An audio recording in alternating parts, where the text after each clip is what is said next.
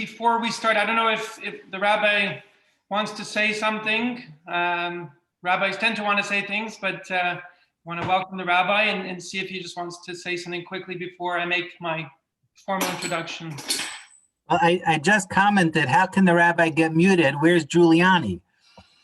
So I just want to say that this is really a big thank you to everyone. This is so amazing. We're about to go into the lockdown, and so one can really go in one of two directions. One can get depressed or one can make the best of it. So I'm happy that all of you are here, making the best of a situation, growing together, having fun.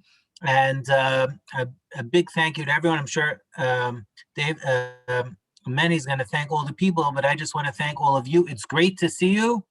And God willing, I will see you three-dimensionally one of these days. So I want to echo the rabbi's sentiments and just on behalf of Mariam and myself, welcome you all to the Forest Hill Jewish Center virtual event, the first of 4 digital destination dining experiences. And it's really nice to see so many familiar faces. And I can just say, I think we're all thinking it. We hope to see you all in person very soon. Our first stop is Mexico, but before I introduce our special guide for tonight, I just want to thank Shimona Petrov and Judith Gabor for putting this all together. I think they very astutely realized that we need to nurture community, even with health regulations don't allow us to be together physically. We can still be together thanks to technology, and it's amazing what kind of technology we have. So I wouldn't say it's ideal, but as a second best, we'll take it. So thank you, Shimona and Judith. I also want to thank Nancy Klein and Rabbi Bookbinder for their logistical help with the meals, and I hope everyone's enjoying their Ellie's fine foods. I haven't taken a bite yet, but it smells delicious, so I'm looking forward to that. Besides listening to a great lecture, besides eating some really good food, and besides being together, we raised $1,000 for Tomchei Shabbos to make sure that those less fortunate than us can have a warm meal on Shabbos. So thank you very much for that. So we have a plus on a plus on a plus. So it's really nice to be able to do all those things. So I'll say B'Te'avon, and now I'll introduce our speaker for this evening, Mel Kliman. Mel is an economist, a fellow economist. He was a member of the faculty at McMaster University in Hamilton from 1967 to 1994. For 5 years after that, he worked at the International Energy Agency in Paris. I never seen him, never meet anyone. Right. Well, you can just before. Starting in 2000, he became a part-time. Here, I'm muted. So he became a part-time consultant while easing into retirement. And during that time, he became an enthusiastic winter resident of Mexico. That's my Spanish. That's the extent of my Spanish. But Mel's going to tell us all about his favorite place of all in Mexico, San Miguel de Allende, and how it led him to start a Canadian charity that helps Mexicans in need. So take it away, Mel. And again, B'Te'avon, everyone. Thank you. I'm pleased to be here. Thanks for inviting me. Can everybody hear okay?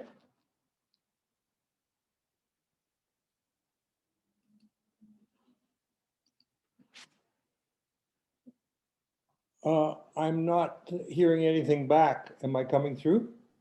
Yes, I've muted everyone, Mel, so you can just take it away. Okay, good. So what Judith Gabor told me when she invited me to do this, she said that the series of talks is about places we'd rather be in this winter when we're locked down in Toronto. So assuming that the COVID wasn't around, the place that I'm most missing is a small city in central Mexico called San Miguel de Allende. Let me just see if I can bring up my map here.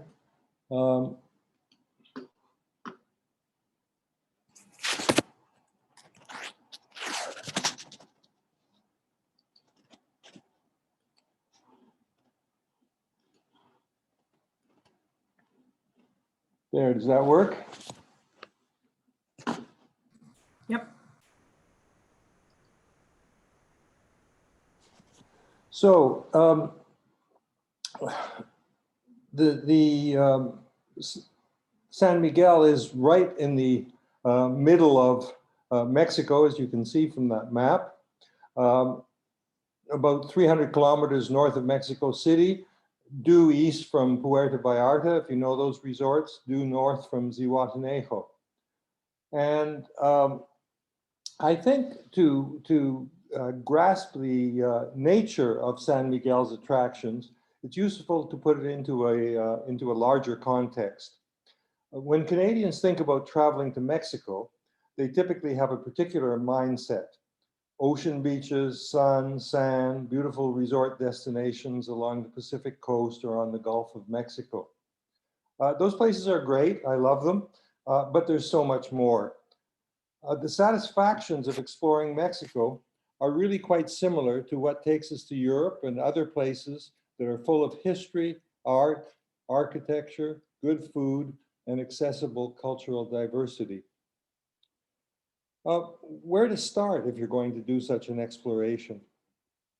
20 years ago, my late wife and I became interested in exploring Mexico with a view to finding some place interesting where we could spend our winters.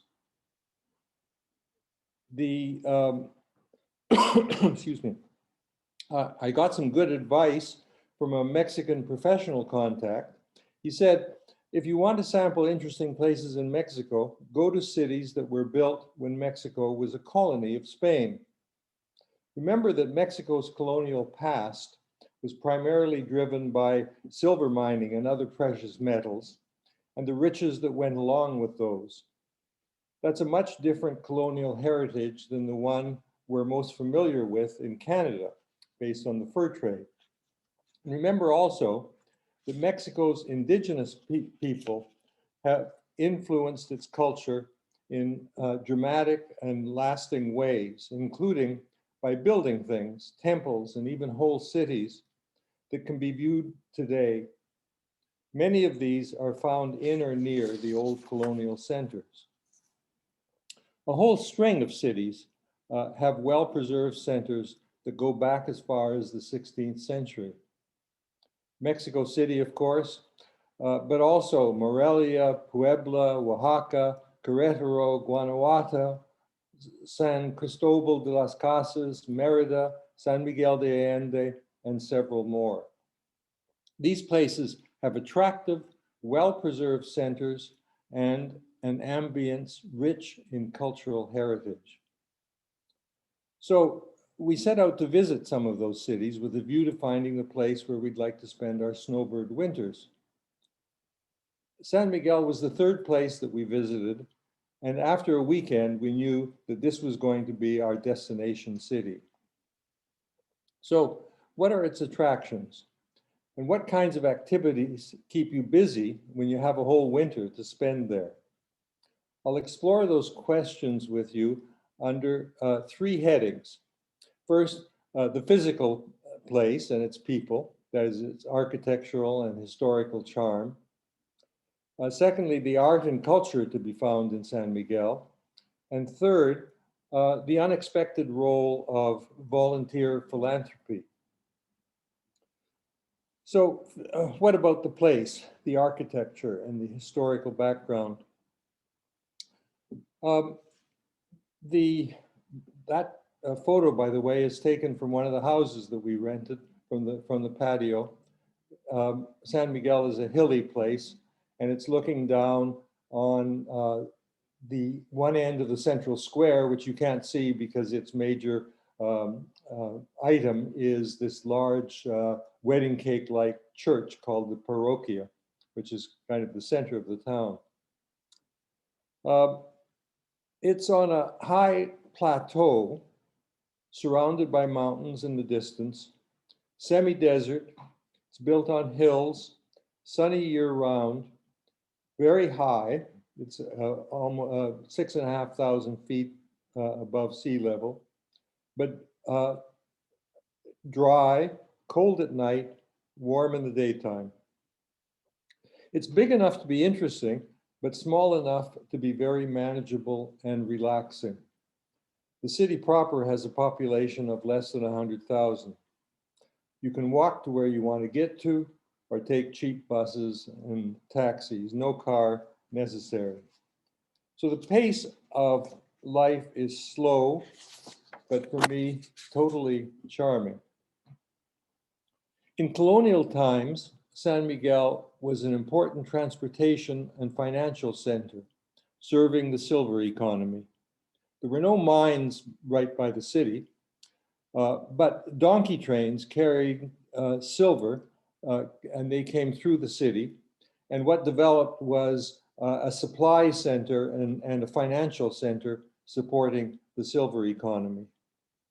So it became a rich city, and its homes, churches, and other public buildings reflect that. Old architecture has been preserved.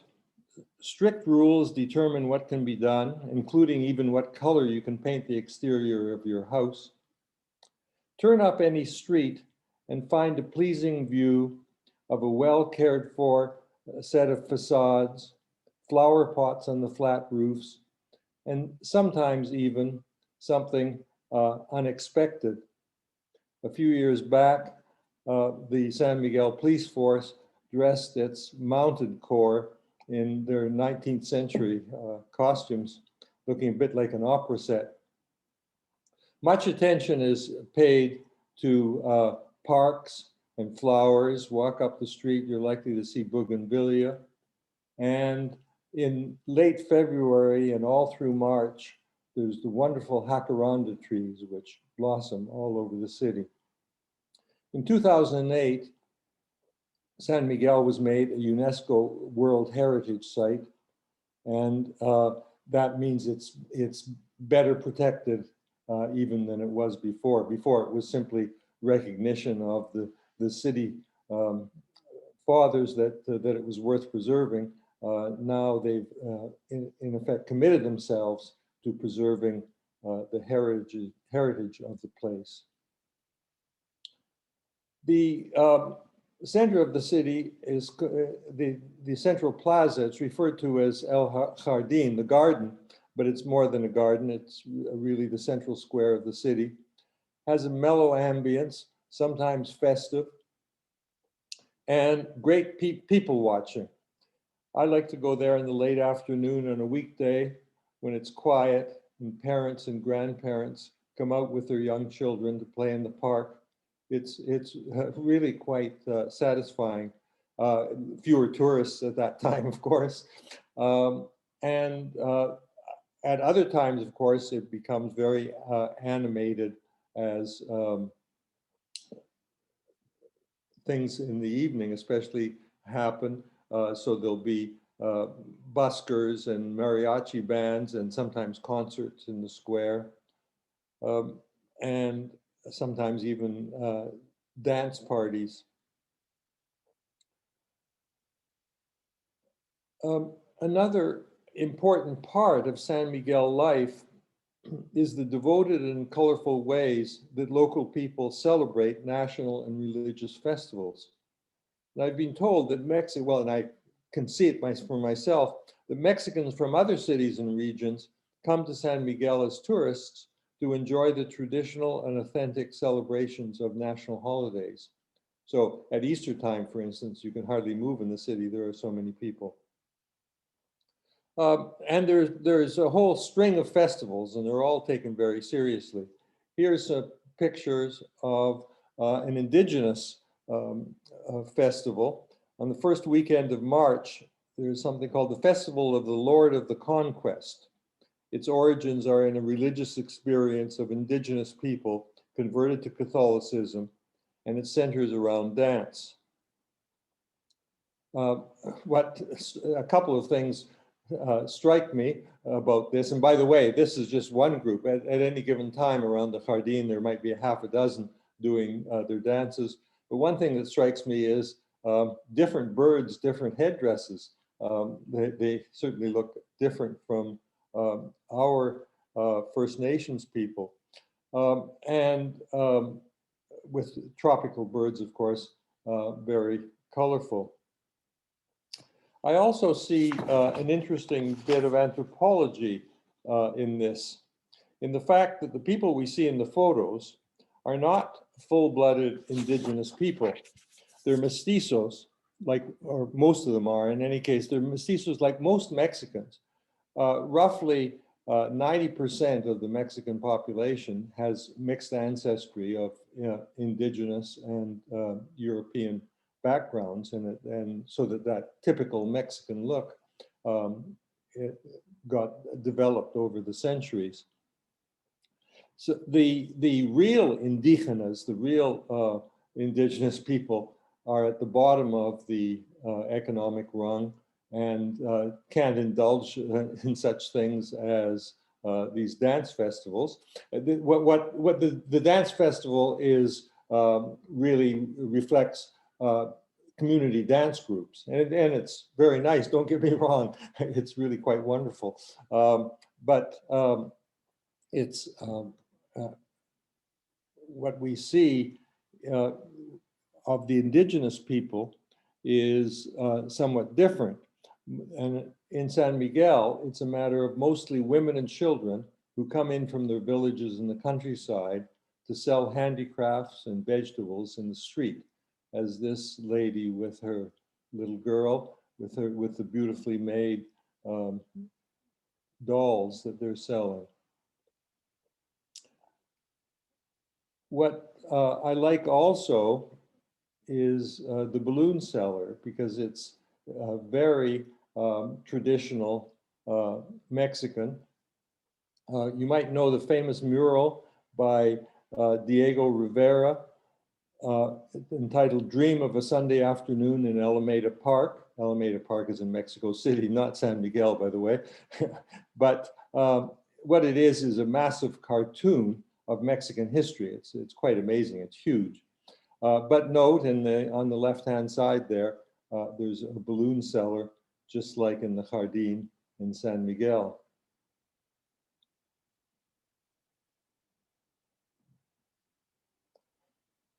I've often found it rewarding to be simply a fly on the wall, watching how the San Miguelenses celebrate their holidays. Case in point, this photo that I took in December 2006. It was the day of the Virgin of Guadalupe, an important national holiday in Catholic Mexico. There were parades and other celebrations, and late in the afternoon, we noticed this sweet little girl and her mother resting on a park bench. I asked if I could take their picture, and they were proud to say yes. Note the little girl's hair ribbons and the embroidery in her dress. Not only is she dressed up in her very best clothes, but in the colors of the Mexican flag. Well, let's turn to the artistic and cultural life of San Miguel, because it's very well known for that reason. In 1938, a former monastery was converted into a school of art. And a second art institute lodged in the former summer home of the Allende family. That's where the name comes from. He was an aristocratic family and played an important role in Mexican independence. The second art institute was established in the 1950s, the Instituto Allende. The first one is called the Instituto de Bellas Artes. They continue to exist. Their programs, of course, aren't what they were in half a century ago, but they're important cultural centers. So this led not only to an influx of Mexican artists and students, that was in the 30s and 40s, but also starting in the 50s to artists and students from other places, especially the United States and Canada. What was important was the GI Bill. That was a US legislation that provided bursaries to returning veterans so that they could get a college education. And one of the institutes in San Miguel gave a degree that was recognized by the US bursary program. And that bursary went a whole lot farther for needy students in low-cost San Miguel than at a US college. So some of them, the word got around, and some of them started moving down to San Miguel. There was a similar, though less extensive, support for Canadian war veterans. And in fact, Canadians have been very much a part of the growth of the San Miguel expat and artistic communities. And there's even a Toronto Jewish connection here. Notable are Leonard and Reva Brooks, a Toronto couple who moved to San Miguel in 1947. Oops, I skipped over something. I'll come back to it. Reva Brooks was originally Reva Silverman. Leonard Brooks became a recognized painter and played a big role in the artistic life of San Miguel. He was also a musician. And in fact, that was his first job. He came down to San Miguel to teach violin and became director of music studies at the College of, at the Instituto de Bellas Artes. The story goes that Reva, he didn't want Reva to get bored and knew that she was interested in photography, so he bought her a good camera. And Reva Brooks became a respected artistic photographer. Her photographs are quite magnificent. There's a book that I bought when I was last in San Miguel of all of her photographs, and they're really something. The couple stayed in San Miguel for the rest of their lives. Reva died in 2004. There's a picture of her around the time that they first came. And there's the two of them in San Miguel in 1948. Leonard died in 2011 at the age of 100. Let me just go back to that slide that I missed. This is a room in the Instituto de Bellas Artes, because another one of the artists who appeared in the 1950s was David Siqueiros, who is one of the group of Mexican artists known as muralists, Diego Rivera being the most famous one. But Siqueiros is important as well. And he started with Brooks, with the help of Brooks, as a matter of fact, painted, made this whole room into a mural. It's unfortunately not finished, but it's still worth saving and viewing. The reason it's not finished is that he and Brooks and at least 3 others got deported from Mexico for a short time, and Siqueiros was a communist, and he was the problem child of the group, and I guess he never came back. I don't know the details of the story. Also in the 1950s, Helen Whale, born in Canada, though she grew up in the US, started a library for children in San Miguel. That library became the Biblioteca Publica, a fully functioning bilingual library that continues today, and it became a community center and cultural hub where expats and Mexicans come together. As you can see, things are still happening there this year with the masks.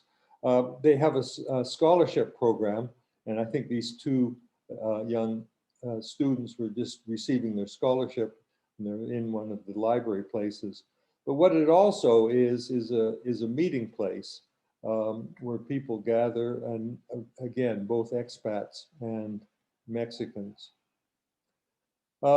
Another important Canadian artistic connection later, surprising, you might, if you haven't heard of it, is Toller Cranston, the skater. After retiring from his skating career, he moved to San Miguel. Much of his painting, he specialized in large, dramatic, colorful abstracts, was done in San Miguel, where he had a magnificent home. I'm happy to say that I got to see it one time, and especially with his art inside, it was quite fantastic. So over the years, many more American and Canadian artists and people who are simply interested in the arts started coming to San Miguel to do and see art. Some moved there permanently, others came as snowbirds. And lots of other cultural activities to enjoy have been produced by and for these people. There's music, classical and jazz concerts are frequent. An organization called Pro Musica produces chamber music year-round. An organization called Opera San Miguel runs an annual competition in which 10 promising young Mexican opera students compete for bursary prizes and opportunities to continue their training at major opera centers around the world. It was started by a Metropolitan Opera singer, John Bills, who I'm sorry to say just died a few months ago. It produces impressive results, both for the students and the opera-loving public. People who have any interest at all in art, in opera, if they attend what's called the concurso, the competition concert, and here each of the 10 students sing 2 songs, are bowled over by it, and for good reason. They're quite fantastic, and many of them are now singing with major opera companies around the world. There's also the San Miguel Writers Festival, mid-February every year. It's a week-long workshop for aspiring writers. It has interesting talks and panels for whoever wants to attend, even if they're not doing the workshop, with major authors always representing Mexico, the United States, and Canada. To give you the flavor of it, some from Canada over the years: Margaret Atwood, Jane Urquhart, Elizabeth Hay, and other familiar names. In relation to religious and spiritual activities, not surprisingly, people in the expat community miss their synagogues and their churches. And the San Miguel way to respond is to set up local outposts. So you'll be interested that there are 2 Jewish centers in San Miguel. A couple of years ago, a young Chabad rabbi moved to the city and has started a Chabad house. There's a screenshot of his website. The sense I have is that it's a work in progress, because it refers, for instance, to watch in the future. Kosher food will be available through Chabad House, and I suspect that the COVID situation has stopped that. So I don't really know much about it other than it exists, and it has an address. A longer history goes along with the Comunidad Hebrea in San Miguel de Allende. That's its legal name in Spanish. To the expats, it's the Jewish Cultural and Community Center of San Miguel, or JC3. For years, it met for Shabbat services and other activities in a local hotel. A few years ago, it purchased a building and turned it into a full-scale community center. It's an all-volunteer organization. They have no permanent rabbi, but they do have volunteer rabbis. The current one is American of Latino background, which makes it of interest. So the dominant, it's open to accommodating members, obviously, of different persuasions, but the dominant group is conservative. And they have what they call a minion group, which has established itself as a congregation under the United Synagogue of Conservative Judaism.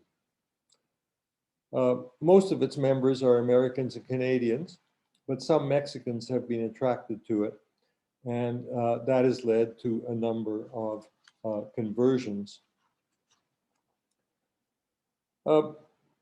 These sorts of cultural developments, added to the physical charm of the place and the low cost of ordinary living, have over the years attracted more and more Americans and Canadians.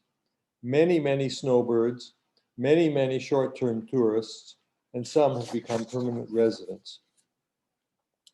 And that has led to an interesting development. The involvement of the expat community in supporting and even developing local charities. So that a final point in my response to how does a snowbird pass the time in San Miguel includes something less obvious, and that is volunteering for dozens of different sorts of philanthropic activities. And it's not surprising that there is this interest, because what does the snowbird see? You see, he or she sees friendly and helpful people who live on very, very low income. And they do come into contact with these people, because rented houses, for example, always come with domestic services. Taxi drivers like to speak English with the gringos. Sellers in the food markets are friendly, and so on. There's lots of interaction, lots of ways to see what a difference there is in the standard of living of the expats and the local Mexicans. And that is magnified if you go out into the countryside, because the municipality of San Miguel has about 150 villages around it, and they live in, for the most part, poverty. Furthermore, health and education services suffer from insufficient funding throughout Mexico. Finally, there's the recognition that even small amounts of financial help go a long way. That is, what is small in Canadian dollars is much larger in the actual purchasing power of the Mexican peso. So expats try to give something back to a significant extent by volunteering, by raising funds for local charities, and in some cases, even by starting new local charities. And I won't take the time here, but there are several impressive stories of that sort.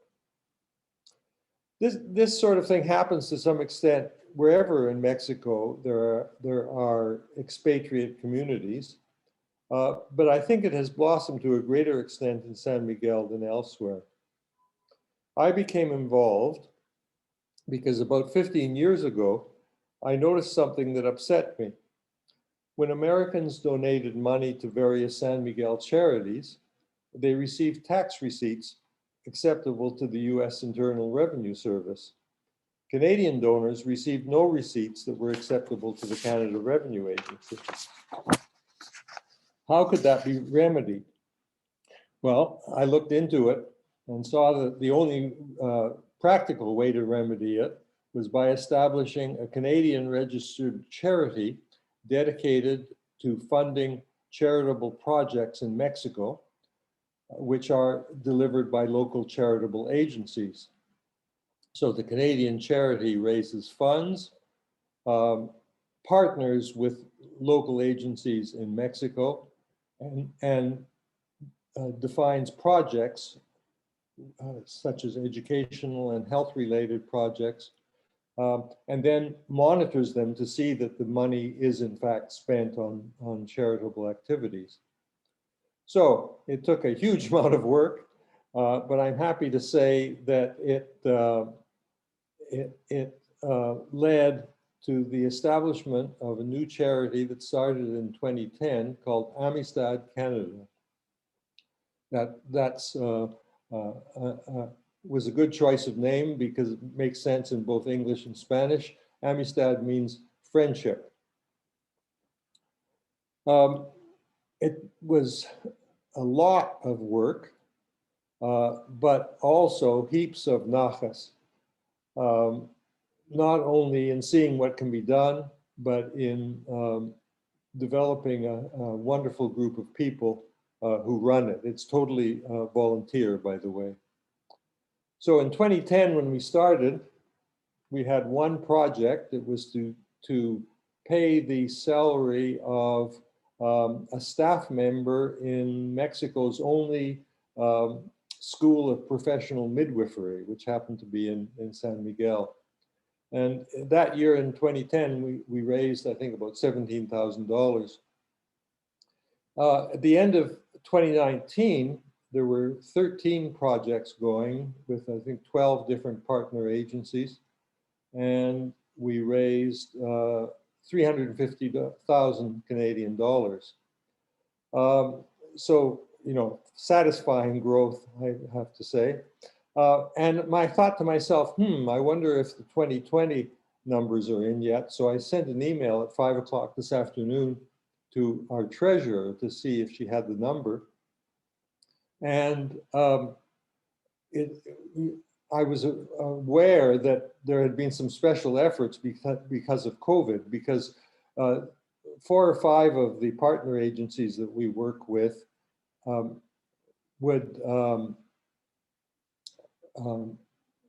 made special efforts to deal with problems families were having because of the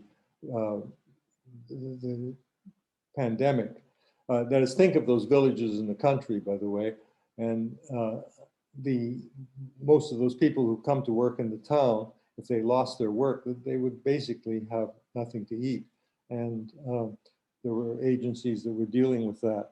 Well, I got an email back just before this broadcast started, and I'm happy to announce that the donation revenue in 2020 was $550,000, $500,000. So it's very satisfying indeed. And I can't resist finishing up by telling you about a particularly nice bit of nachas. In 2013, I had health problems, and I withdrew from running things at Amistad for a year or so. And at that time, one of the projects that was being started was called the Rural Libraries Project. And it had to do with daycare centers and elementary schools in those villages who basically had no reading material. They would have teachers and television things to watch, but almost no books. So the idea was to start small libraries. You know, a closet in a daycare center would be turned into a library, or a little outbuilding would be built. And that was going on in 2014. When the next time I returned in 2015, and I was invited to come out to a village called La Regalada and dedicated the Biblioteca Mel Kliman. That is, I have a library named after me in that little village. So that's the end of my story for tonight. Oh, there's the children enjoying their books.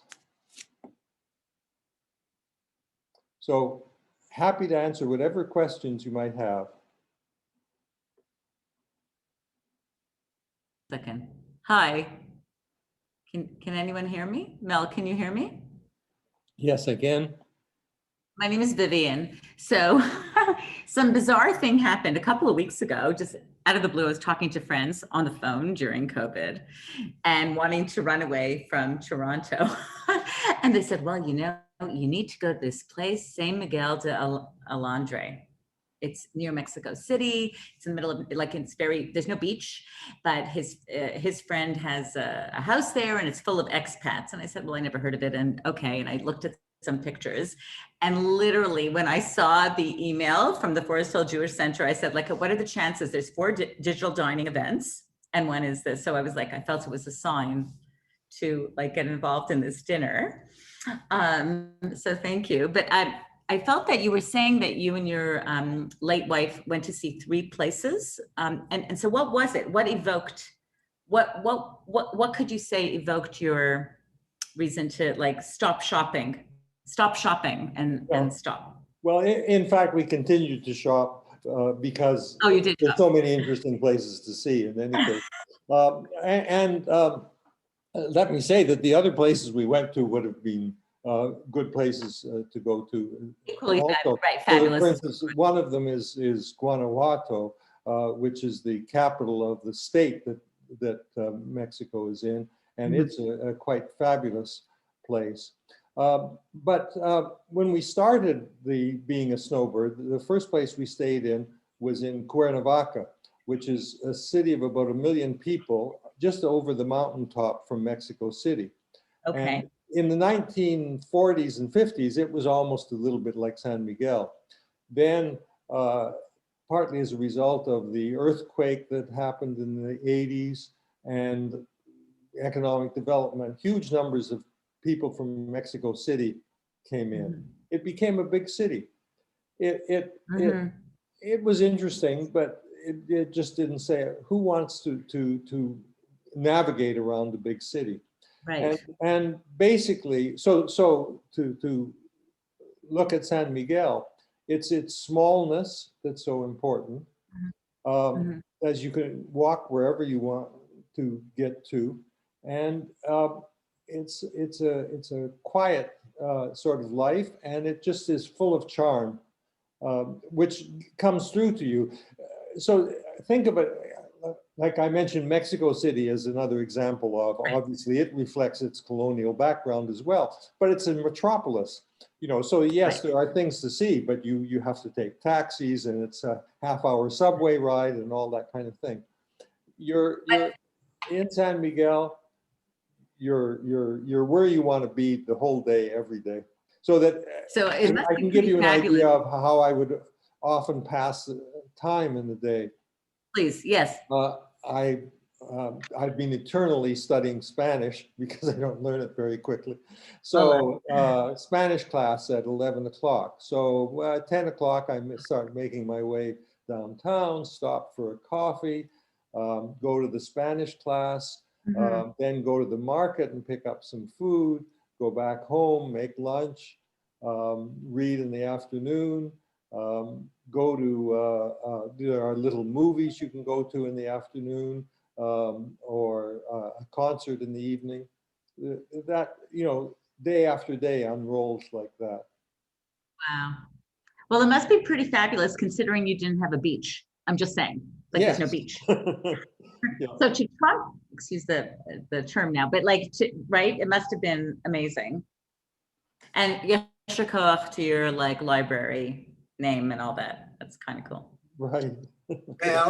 Mel, it's Mark. Would you say something about the dentistry project that Amistad does?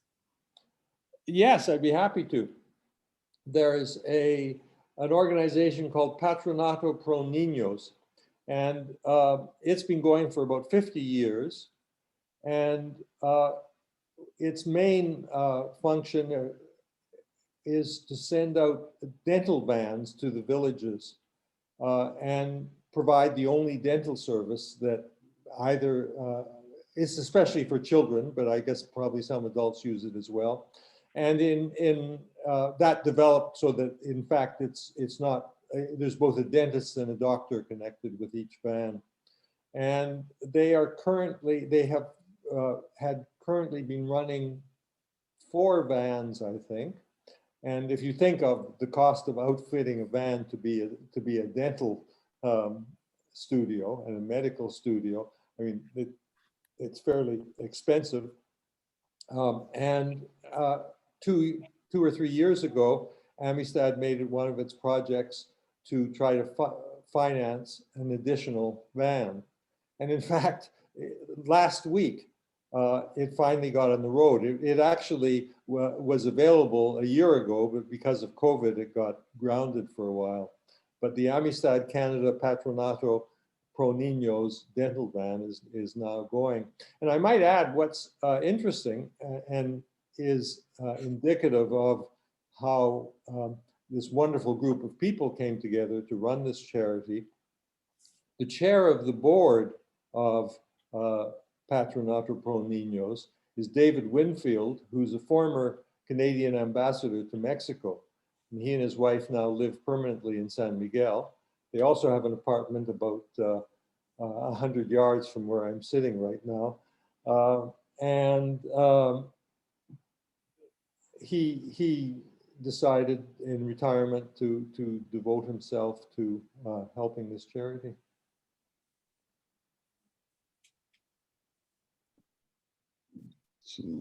Mel, let me just ask. Oftentimes, I know the the image of Mexico is one of not being the safest place. We hear things about drugs and terrorists and things of this nature. Is there any feeling when you're, in San Miguel that there's some element of it not being safe? Is it markedly different? And can you speak maybe just a little bit about that? Sure, an inevitable and important question, I admit. And it's something I've thought about a lot over the years. And I think I have a two-part answer. The first part is what I've been saying for years, and that is, well, you have to be sensible about it. Yes, you're in a place where there's a huge difference in income levels between you and the average person. So wouldn't be surprising that there's criminal activity in relation to that. And, things happen. They happen there. But they happen everywhere. And I always had the feeling that as long as you were sensible about it, you were about as safe in central San Miguel as you are in central Toronto.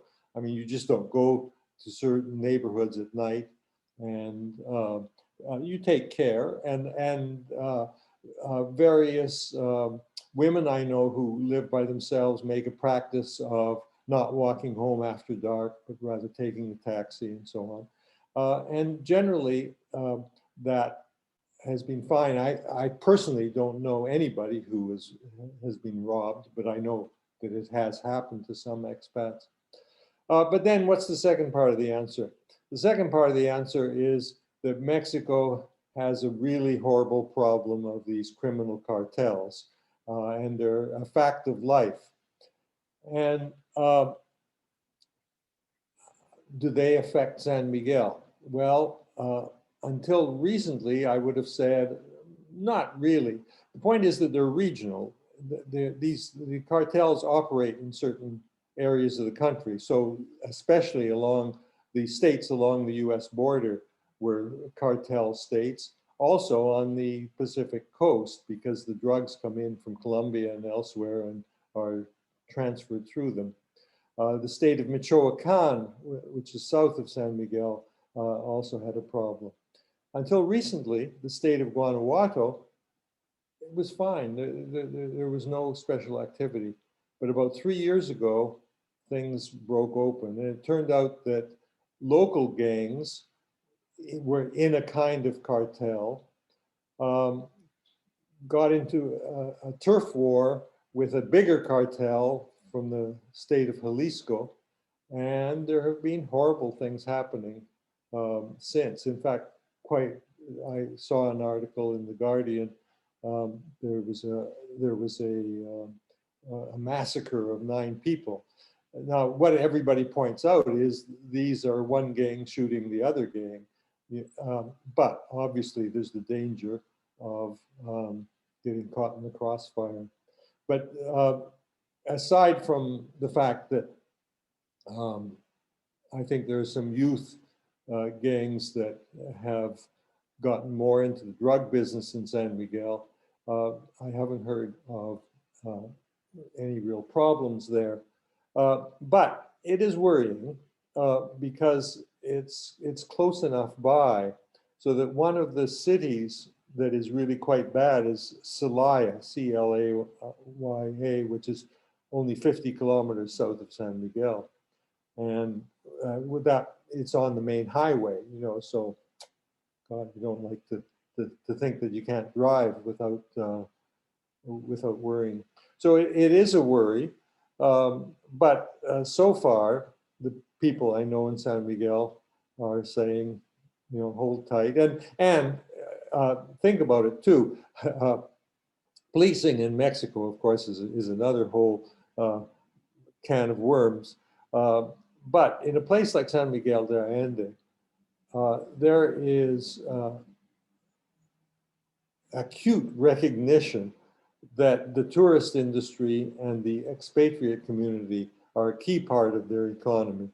And they really do take care to protect that to the best that they can.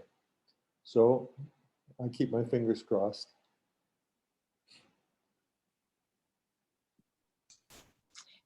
Is the artwork on the wall behind you from Mexico?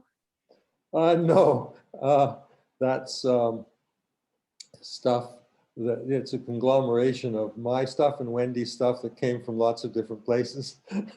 I'm trying to think. There is some. I do have some Mexican art in the apartment, but it's not within the sight of the camera at the moment. Okay. Sorry. Hi, Mel. Hi there. My name's Eldon Freeman. Just question, what is a typical, the cost of living there? I don't know. I think my wife said that you were renting. I didn't catch that part. And how do you transport? Do you rent a car there? Do you drive around? Are the roads typically Central American? So I'll let you answer that sort of. Okay. Thank Well, you. cost of living, as an expatriate.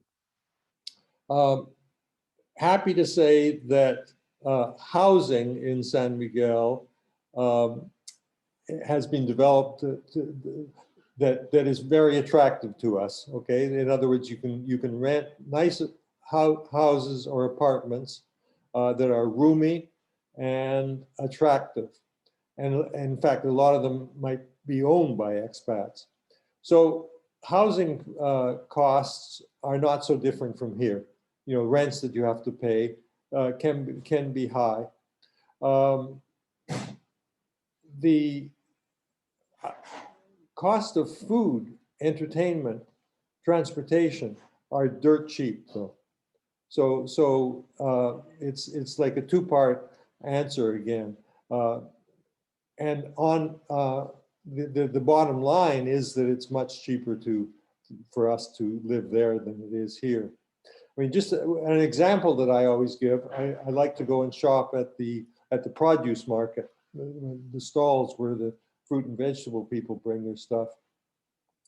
And I go and I come away with bags of fruit and vegetables. And remember, this is wonderful stuff. It's Mexico. That's where our stuff comes from, except that they get it ripe off the trees. And let's say that the bag here would be $40 or $50, less than $10 is what I'm paying.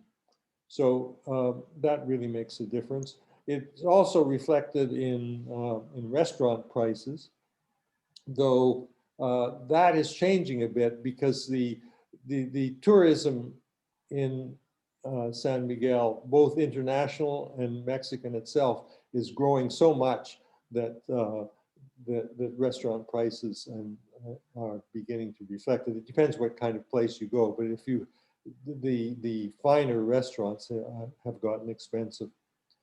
What was the other part of your transportation?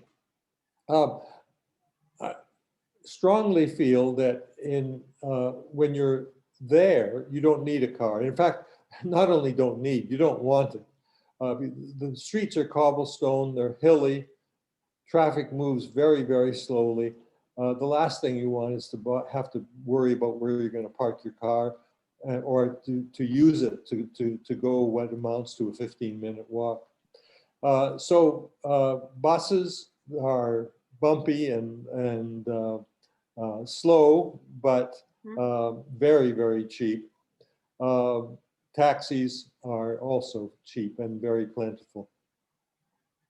I think we have time for one question before we wrap up, and I make some closing remarks. Does anyone have a final question for Mel?